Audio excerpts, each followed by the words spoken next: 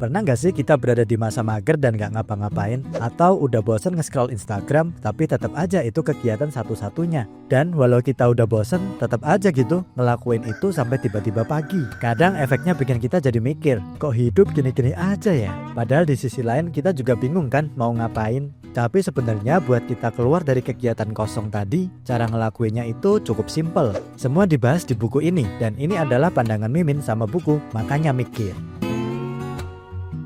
Dari kecil secara enggak langsung kita dituntut untuk punya cita-cita setinggi langit. Dan mungkin aja beberapa di antara kita ada yang cita-citanya nyaris nggak mungkin tercapai. Secara enggak langsung cita-cita setinggi langit tadi kebawa sampai masa sekarang sebagai patokan dalam mencapai sesuatu. Dimana kita harus punya goals atau tujuan yang seolah-olah punya dampak besar buat hidup kita. Buku ini ngejelasin kalau boleh aja kita punya tujuan yang simpel-simpel dulu.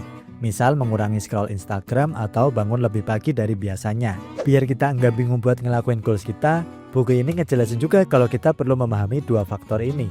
Faktor internal dan faktor eksternal. Singkatnya, faktor internal itu strategi kita dalam mencapai goals. Dan faktor eksternal itu gimana kita melihat situasi yang ada.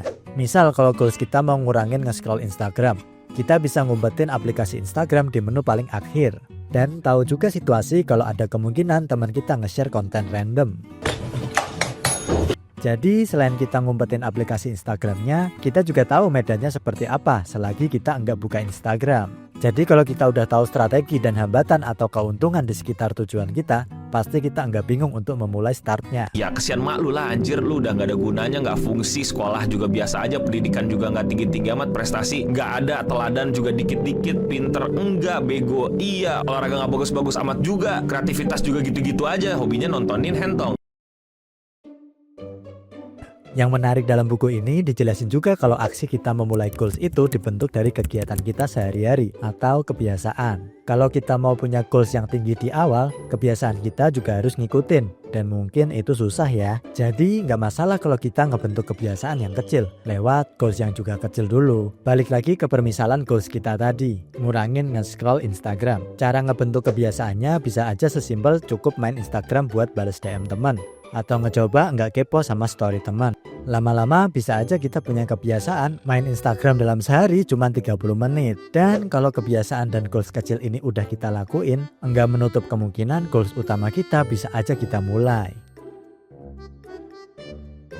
Sebenarnya ada banyak banget kerangka berpikir yang dijelasin dalam buku ini. Tapi Mimin tambahin cukup 2 poin lagi yang pembahasannya juga cukup menampar Mimin. Kita lompat aja ke pembahasan ini, yaitu tentang ranah realitas dan ranah preferensi. Dimana hal ini kadang nyampur dalam debat di tongkrongan kita sampai pagi. Tapi di sini kita perlu bedain mana ranah realitas dan mana ranah preferensi. Dimana ranah realitas kita kritik berdasarkan data dan fakta. Ranah preferensi boleh kita balas dengan berdasarkan opini dan perasaan. Misal topik Hitler mati di Garut, itu ranah realitas. Kita bisa ngebantah itu lewat sejarah yang ada.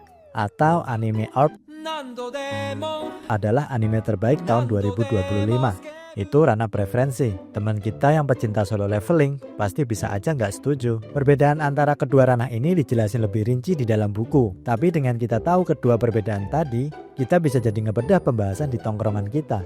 Dan mungkin kita juga bisa jadi devil's advocate biar obrolan bisa jadi tambah brutal lagi. Pembahasan yang menampar lainnya itu tentang orang jahat dan orang bodoh. Dimana kadang energi kita terkuras banyak untuk meladeni hal-hal seperti ini. Sebenarnya inti dari pembahasan ini jangan buang-buang waktu sama orang jahat yang sekaligus bodoh. Ya karena pada dasarnya dia bodoh. Misal kita lagi ngantri di kasir Indomaret, terus antrian kita diserobot sama orang lain. Dalam buku ini ngejelasin bahwa mungkin aja dia bodoh. Dan kalau kita udah tahu kondisi ini, keputusan kita dalam bertindak jadi lebih tepat. Kania dan Abigail menjelaskannya dengan teori yang bernama Sipala Stupidity Matrix. Dari 8 chapter di buku ini, Mimin hanya merangkum permukaan dari 3 chapter dulu ya. Masih banyak pembahasan lain yang belum Mimin sentuh, seperti pembahasan tentang manajemen resiko dalam mengambil keputusan. Dan masih ada beberapa lagi. Buat teman-teman yang mau request ngebedah logika dari anime, film, atau buku lagi, boleh banget tulis di kolom komentar. Jadi untuk sementara, ini adalah rekap dari buku Makanya Mikir. Kalau rame, kita lanjut part 2.